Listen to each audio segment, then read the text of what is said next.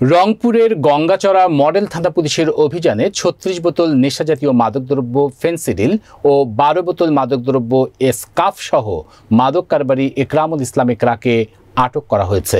অপরদিকে র্যাব ১৩ রংপুরের চলমান অভিযানে প্রতিদিনই অপরাধী মাদক কারবারি আটকা পড়ছে র্যাবের নিশ্ছিদ্র সুচারু জালে। রংপুর প্রতিনিধি রফিকুল ইসলাম সাবুলের প্রতিবেদনে দেখুন বিস্তারিত।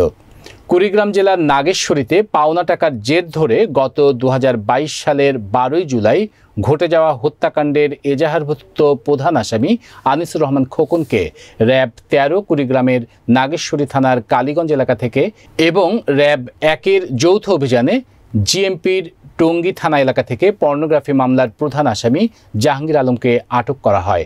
এদিকে কুড়িগ্রাম সদর থানাধীন এলাকা থেকে ১৯০ বোতল বিদেশি মদ সহ একজন শীর্ষ মাদক ব্যবসায়ী বাবুল প্রামাণিক আটক করা হয়।